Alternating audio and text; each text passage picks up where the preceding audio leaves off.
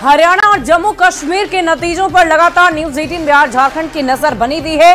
हरियाणा में 9 सीट पर नतीजे आ चुके हैं। हरियाणा में बीजेपी 4 सीट जीत रही है। हरियाणा में बीजेपी 45 सीट पर आगे चल रही।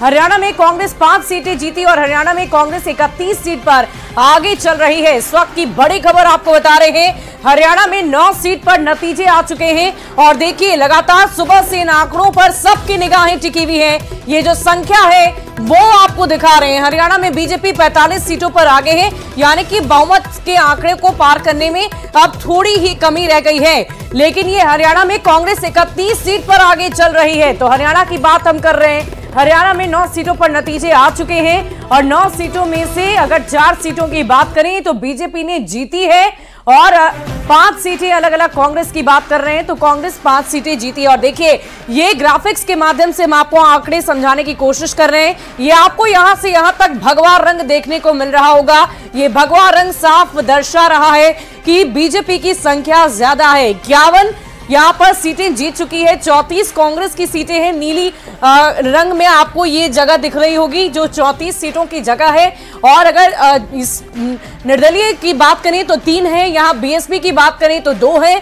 और अलग अलग जगहों पर जो आंकड़े हैं वो बता रहे हैं कि आंकड़े किस तरीके से सामने आ रहे हैं। लेकिन सुबह की अगर बात करें तो जिस तरीके से कांग्रेस ने बढ़त बना रखी थी, उम्मीद की जा रही थी कि कांग्रेस 10 सालों के बाद सत्ता में वापस लौटेगी, लेकिन देखिए ये उलटफेर देखने को मिल रहा है। बीजेपी 45 सीटों पर आगे चल रही है, कांग्रेस 9 सीटों पर जीती है। तो कुल मिलाकर ये आंकड़े दिखा रहे हैं कि इस वक्त हरियाणा में बीजेपी हैट्रिक मारने वाली है। तीसरी बार ये सरकार बनेगी। हरियाणा में 15 सीट पर नतीजे सामने आ चुके हैं, जिसमें से बीजेपी 6 सीटों पर जीत चुकी है। अभी हमने बताया था कि 4 सीटें जीती, लेकिन इसमें 6 सीटें बीजेपी ने जीत ली है। और इसी के साथ कांग्रेस की बात करें तो 9 सीटें कांग्रेस ने जीत ली है। तो एक एक कर अगर हम दोनों ही राज्यों के अलग अलग विश्लेषण करें तो हरियाणा में इस वक्त बीजेपी की सरकार बनती हुई नजर आ रही है। और एक और बड़ी खबर का रुख करेंगे। क्या है बड़ी खबर, जान लेते हैं। इस वक्त की बड़ी खबर आ रही है, जम्मू कश्मीर में 31 सीटों के नतीजे आ गए।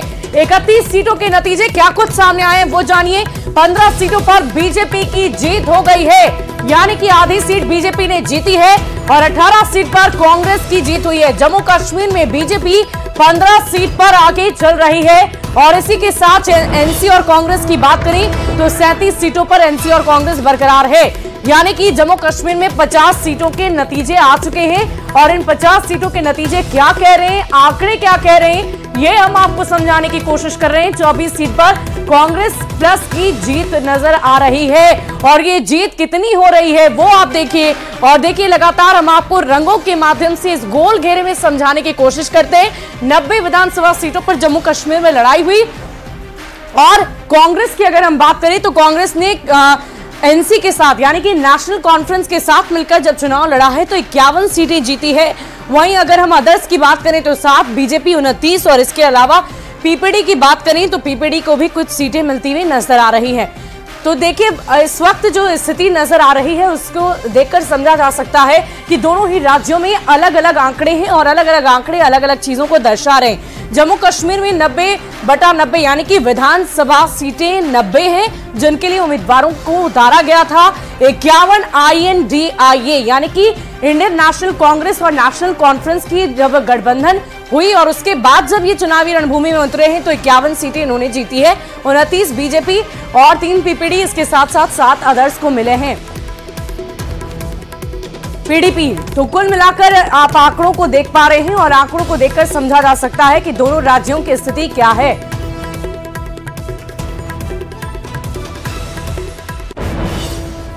तो देखिए लगातार हमारे साथ तमाम पैनलिस्ट तो जुड़े ही थे, लेकिन इस वक्त संवाददाता भी जुड़े हुए हैं। संजय सिन्हा हमारे साथ संवाददाता जुड़े हैं, झारखंड से उनका रुख करूंगी और आपसे सवाल संजय यही होगा। इस वक्त आप बीजेपी ऑफिस के बाहर मुझे मौजूद नजर आ रहे हैं। जाहिर सी बात है आज एक बड़ी उपलब्धि है बीजेपी के लिए, इसका कितना असर झारखंड के आगामी विधानसभा चुनाव में देखने को मिलेगा? देखिए बिल्कुल, देखिए कह सकते हैं एक एनर्जी जो है, ये एनर्जी सभी राजनीतिक दलों को मिलने वाली है। बीजेपी को हरियाणा से मिलेगा तो कांग्रेस और जेएमएम को मिलना है ये एनर्जी जम्मू कश्मीर से। जो ठंडी हवा वहां से बहकर आएगी झारखंड की राजनीति को भी गर्म करेगी। तो जम्मू कश्मीर से एनर्जी मिलेगी जेएमएम को, इंडिया गठबंधन को। तो जाहिर है कि जिस चुनावी मैदान से चुनौती से बीजेपी को बाहर माना जा रहा था, हरियाणा ने उस चुनौती को, बीजेपी को एक तरीके से कह सकते हैं कि एक तरीके रिचार्ज कर दिया। हमारे साथ देखिए यहाँ पर जो बीजेपी के प्रवक्ता हैं, देखिए लोगों का यहाँ आना भी शुरू हो गया। बोले जिस तरीके से हरियाणा में जो आप लोग को माना जा रहा था कि आप लोग मैदान से बाहर हैं, अचानक मैदान में अंदर। देखिए सुबह सुबह मैं आपके चैनल पर सुबह 7 बजे गया था, वहाँ भी ये बातें आई कि हरियाणा में आप पिछड़ रहे हैं। मैंने वहाँ बड़े डंके की चोट पर कहा था कि कांटे का मुकाबला जरूर है, एंटी इनकम्बेंसी भी है, लेकिन खट्टर सरकार ने, भारतीय जनता पार्टी की सरकार में पूर्व में जो काम किया है, अच्छा काम किया है, जनता मुहर लगाएगी। सैनी साहब ने खट्टर जी की परंपरा को बड़े ही अच्छे तरीके से आगे बढ़ाया। मोदी जी का जितना भी गरीब कल्याणकारी योजना था सब धरातल पर उन्होंने उतारा है और सफलता से उतारा है। तो जो आरोप लग रहे हैं यहाँ पर, ये भी देखिए कई हमने देखा कि कई जो है राजनीतिक दल ने, खासकर कांग्रेस और जेएमएम ने आरोप लगाया है कि शुरुआत में वो पिछड़े, बाद में आगे निकले। जो चुनावी जो रुझान अपडेट नहीं किया गया, सवाल में खड़े कर रहे हैं कहीं कोई गड़बड़ तो नहीं? कोई गड़बड़ नहीं है। क्या कर्नाटक में गड़बड़ हुआ था क्या? आज तो कांग्रेस वहाँ शासन में है। ये बेफुजुल बातें हैं। कांग्रेस पार्टी मानसिक दिवालियापन की शिकार हो चुकी है और उन्हें हार स्वीकार करना चाहिए। लोकतांत्रिक तरीके से जनता ने जनादेश दिया है, जम्मू में उनको मिला, हरियाणा में हमको मिल रहा है, तो दिक्कत कहाँ है? हमको तो हरियाणा में काउंट भी नहीं किया जा रहा था। और मैंने सुबह सुबह आपके झारखंड में चुनाव है, इस जीत से मेंटल टॉनिक किसके पास ज्यादा है, यानी एनर्जी ड्रिंक किसको ज्यादा मिल रहा है, आपको या इंडिया गठबंधन को? नहीं, स्वाभाविक रूप से हमको मिलेगा। जनता यहाँ पहले से भी दे रही है। हरियाणा से जो हवा चलेगी अब झारखंड में आकर ही रुकेगी, दम लेगी। यहाँ हमारे नेताओं ने अभी अभी परिवर्तन यात्रा निकाला। जनता का हुजूम सुनने को आ रहा था। जो यहाँ का कुशासन है, जो कुव्यवस्था है, यहाँ क्या क्या हालात है, सब सुनने के लिए जनता वाकई संजय, जो बीजेपी का कॉन्फिडेंस है, जो एनर्जी लेवल है, वो बढ़ती हुई नजर आ रही है। और इसका असर झारखंड विधानसभा चुनाव में कितना देखने को मिलेगा ये तो वक्त ही बताएगा। लेकिन फिलहाल जो रुझान है वो बीजेपी के पक्ष में हरियाणा में देखने को मिल रहे हैं। हरियाणा विधानसभा चुनाव के रुझानों में बीजेपी जबरदस्त प्रदर्शन करते हुए बहुमत के आंकड़े को पार कर चुकी है, जिसको लेकर राज्यसभा सांसद दीपक प्रकाश ने कहा कि हरियाणा जनादेश का असर झारखंड पर पड़ेगा, वहां की सरकार को बोरिया बिस्तर बंद कर जाना पड़ेगा। हैं झारखंड से बीजेपी के राज्यसभा सांसद और झारखंड बीजेपी के पूर्व अध्यक्ष दीपक प्रकाश से। दीपक जी, जिस तरह से ट्रेंड आ रहे हैं हरियाणा में चुनाव परिणाम को लेकर के और जम्मू कश्मीर में, उस पर आप क्या कहेंगे? हरियाणा की जनता ने मोदी जी के कामों पर, देश के समावेशी विकास, विकसित भारत, समर्थ भारत, आत्मनिर्भर भारत बनाने के लिए हरियाणा की जनता ने अपनी भूमिका तय की है और भारतीय जनता पार्टी की सरकार तीसरी बार बनाने का वहां की जनता ने तय किया है। झारखंड के जब चुनाव होने वाले हैं, पांचजन फूका जा चुका है और जनता का मिजाज लोकसभा के चुनाव में भी झारखंड की जनता ने देखा और अब हरियाणा की जनता का जो जनादेश आया है उसका असर पूरी तरह से झारखंड पर पड़ने वाला है और वहां की सरकार अब बोरिया बिस्तर बांध करके पलायन करने वाली है। ये थे झारखंड बीजेपी के पूर्व अध्यक्ष राज्यसभा सांसद दीपक प्रकाश। कैमरामैन अपू पाठक के साथ अमितेश सिंह, न्यूज़ 18 दिल्ली। वहीं जम्मू कश्मीर और हरियाणा में हुए विधानसभा चुनाव के रुझान आ रहे हैं और इस पर आम लोगों के साथ ही राजनीतिक दलों की भी नजरें टिकी हुई है। कांग्रेस को उम्मीद है कि जम्मू कश्मीर के साथ साथ हरियाणा में भी गठबंधन की सरकार बनेगी, तो बीजेपी हरियाणा में बढ़त से उत्साहित है। दोनों ही राज्यों में कांग्रेस और इंडिया गठबंधन की सरकार बनने जा रही है। जिस हरियाणा की चर्चा आप कर रहे हैं वहाँ अभी थोड़ी देर पहले 56-57 सीटों पर कांग्रेस की बढ़त थी। विकास का प्रतिबिंब मान करके स्वीकार कर लिए। हरियाणा में जिस तरीके से लगातार तीसरी बार भारतीय जनता पार्टी सरकार बनाएगी पूर्ण बहुमत की, ये दिखाता है कि भारतीय जनता पार्टी जनता के लिए जो वादे करती है और जो संकल्प लेती है वो पूरा करके ही दम लेती है। और इसी बीच एक बड़ी खबर का रुख करेंगे। ईडी के नाम पर वसूली के मामले में ईडी का एक्शन जारी। रांची, धनबाद सहित कई जगहों पर ईडी ने छापेमारी की है। 15 में दर्ज केस को लेकर ईडी की छापेमारी जारी है। कांके के चामा मौजा से जुड़े जमीन के मामले में कार्रवाई की जा रही है। 3 सीओ जमीन कारोबारी और अधिकारी के ठिकानों पर रेड पड़ी है। धनबाद डीटीओ दिवाकर द्विवेदी के आवास पर ईडी की रेड पड़ी। रांची के 15 जगन्नाथपुर इलाके में रेड पड़ी। वकील पर 5 करोड़ से ज्यादा की धोखाधड़ी का आरोप लगा है। ईडी से बचाने के लिए ये पैसे ऐंठे गए थे, 5 करोड़ 71 लाख रुपए।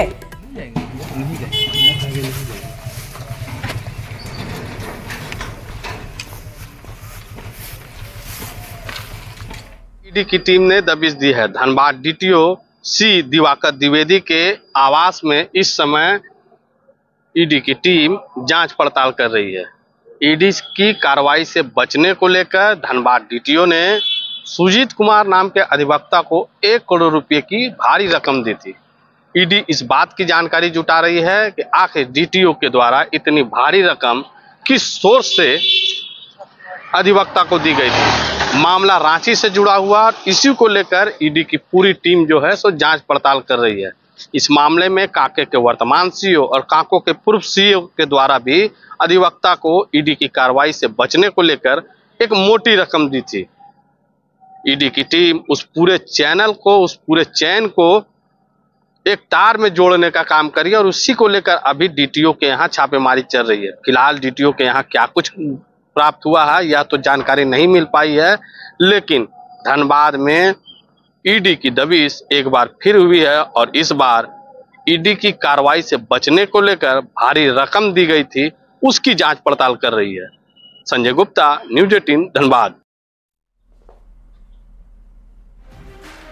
और इसी बीच चाईबासा से एक बड़ी खबर का रुख करेंगे। 3 लोगों की हत्या की सूचना आई है। 3 फेरी वालों की हत्या कर दी गई है। मामले की जांच में पुलिस जुट गई। गुदड़ी में हत्या की खबर आई है। बंदगांव में रहकर क्षेत्र में घूमकर फेरी का काम करते थे तीनों। पिछले 2-3 दिनों से वापस नहीं लौटे और इसी को लेकर जब जांच पड़ताल की गई तो पता चला कि उनकी हत्या हो गई है। इस वक्त की बड़ी खबर आपको चाईबासा से बता रहे हैं, जहां 3 लोगों की हत्या की सूचना, 3 फेरी वालों की हत्या की सूचना मिली है। मामले की जांच में पुलिस जुटी हुई है। गुदड़ी में हत्या की खबर है। बंदगांव में रहकर क्षेत्र में घूमकर फेरी का काम करते थे तीनों। पिछले 2-3 दिनों से वापस नहीं लौटे थे तीनों। और इस वक्त की बड़ी खबर आपको बता रहे हैं, 3 लोगों की हत्या हो गई है। फेरी वाले बताए जा रहे हैं सभी। ये हत्या क्यों हुई, कैसे हुई, किस वजह से उनकी हत्या की गई, इस बाबत पूरी जानकारी अब तक सामने नहीं हुई है। लेकिन बंदगांव में रहकर क्षेत्र में घूमकर फेरी का काम करते थे और इसी दौरान इनकी हत्या कर दी गई। पिछले 2-3 दिनों से जब वो घर नहीं लौटे, उनकी तलाश की गई तो पता ये चला कि उनकी हत्या हो गई है।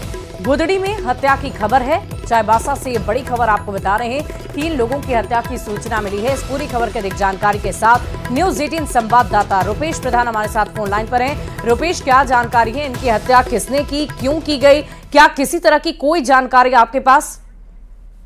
जी देखिए, हत्या की वजह या किसने हत्या को अंजाम दिया है ये अभी सामने नहीं आई है।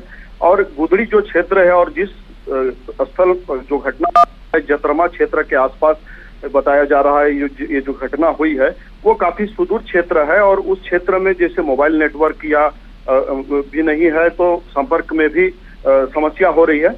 पुलिस की टीम फिलहाल इस घटना के सत्यापन और शवों की बरामदगी के लिए पुलिस टीम गई है, लेकिन अभी तक अपडेट जिला के जो एसपी हैं उन्हें भी नहीं मिला है।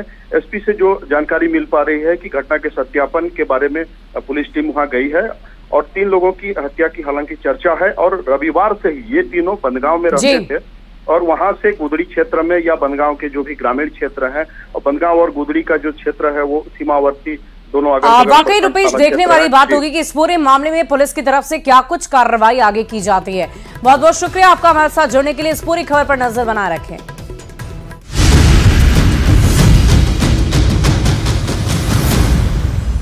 और इसी बीच राजधानी रांची से बड़ी खबर आ रही है। सरयू राय को लग सकता है झटका, जेडीयू को मिल सकती है तमाड़ सीट। जमशेदपुर पश्चिम भी जेडीयू को मिल सकती है।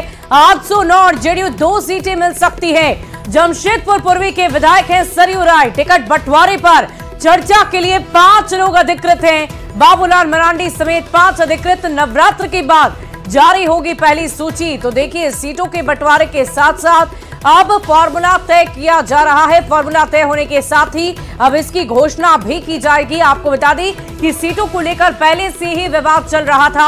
आजसू डबल डिजिट में सीटों की मांग कर रही है। अब यह बताया जा रहा है कि आजसू को 9 सीटें दी जाएंगी और बताया यह भी जा रहा है कि जेडीयू को 2 सीटें मिल सकती है। जमशेदपुर पश्चिम भी जेडीयू को मिल सकती है। जेडीयू को मिल सकती है तमाड़ सीट और ऐसे में सरयू राय को बड़ा झटका लग सकता है। तो आगामी झारखंड विधानसभा चुनाव को देखते हुए ये बहुत बड़ी खबर आपको बता रहे हैं। जमशेदपुर पश्चिम भी जेडीयू को मिल सकती है। आजसू 9 और जेडीयू 2 सीटें ले सकती है। तो झारखंड विधानसभा चुनाव की पूरी राजनीति इस बार महिलाओं के इर्द गिर्द घूमती नजर आ रही है। मुख्यमंत्री मैया सम्मान योजना और गोगो दीदी योजना की चर्चा अब राज्य भर में सियासी चर्चा का विषय बन चुकी है। बीजेपी गोगो दीदी योजना को हेमंत सरकार की योजना से बेहतर बताने में लगी है, तो सत्ताधारी दलों के नेता बीजेपी के एजेंडे पर ही सवाल खड़े कर रहे हैं। मिर्ची लगी या परेशानी या बयानबाजी होने लगी मैया योजना को लेकर, तो ये चोर के दाढ़ी में तिनका वाली बात है, क्योंकि उनको पता है कि वो गलत कर रहे हैं। भाजपा जो फॉर्म भरवा रही है, आप जो फॉर्म जनता के बीच वितरित कर रहे हैं, उसमें न कहीं अकाउंट नंबर का जिक्र है, न आधार नंबर का जिक्र है। आप बगैर उसके आप कैसे किसी लाभार्थी को लाभ पहुंचा देंगे? गोगो दीदी योजना भारतीय जनता पार्टी झारखंड में लाई है, तो इससे झारखंड की वर्तमान सरकार जो जेएमएम कांग्रेस राजद की चल रही है, बहुत परेशान हो गई है। आप देखिए, अभी गोगो दीदी योजना वो निकाले, उसका जो आप फॉर्म देखे उसमें अकाउंट नंबर है नहीं, उसमें आधार कार्ड है नहीं, तब आप लोग इसको क्यों नहीं उठाते? कोई भी चैनल तो अभी तक नहीं उठाया, एक बार क्यों नहीं उठाए? क्यों नहीं बोले आप लोग कि ये फॉल्स है? आप कैसे पैसा दीजिएगा? कबूतर ला के पैसा देगा? बोलिए। आज भारतीय जनता पार्टी महिलाओं को सशक्तिकरण को लेकर के आगे बढ़ाना चाह रही है राज्य को, तो ये महिला विरोधी सरकार ये नहीं चाहती है कि महिलाओं का सशक्तिकरण हो। और इसी बीच रांची से बड़ी खबर आ रही है। INDIA गठबंधन में सीट शेयरिंग जल्द होगा। विजयादशमी के तुरंत बाद ही सीटों की शेयरिंग की जाएगी। जेएमएम के केंद्रीय प्रवक्ता का बड़ा बयान सामने आया है।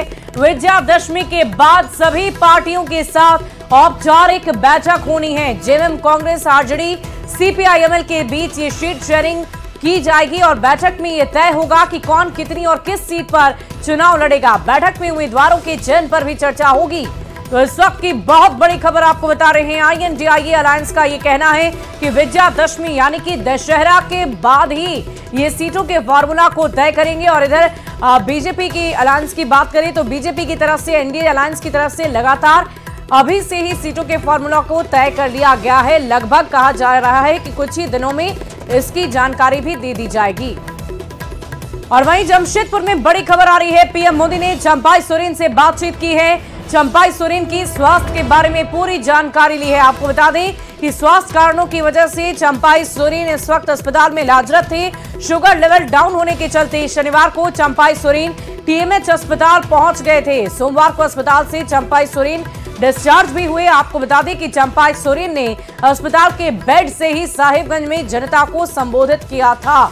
तो इस वक्त की बड़ी खबर आपको बता रहे हैं। प्रधानमंत्री नरेंद्र मोदी ने चंपाई सोरेन के स्वास्थ्य के बारे में पूरी जानकारी ली है, उनसे बातचीत की है, उनका हालचाल जाना है। अगली खबर कल्पना सोरेन से जुड़ी हुई आपको बताएं। चुनावी मैदान में विपक्ष पर बरसने वाली कल्पना सोरेन का एक अलग ही अंदाज देखने को मिल रहा है। दरअसल कल्पना सोरेन मैया सम्मान यात्रा पर निकली हुई हैं और इस दौरान उन्होंने नेतरहाट की खूबसूरतियों के बीच अपना वक्त बिताया है। झारखंड का मसूरी कहे जाने वाला नेतरहाट में कल्पना सोरेन ने सुकून के पल बिताए और मंत्री बेबी देवी, दीपिका पांडे सिंह, साथी विधायकों के साथ खूबसूरत तस्वीरें भी ली है।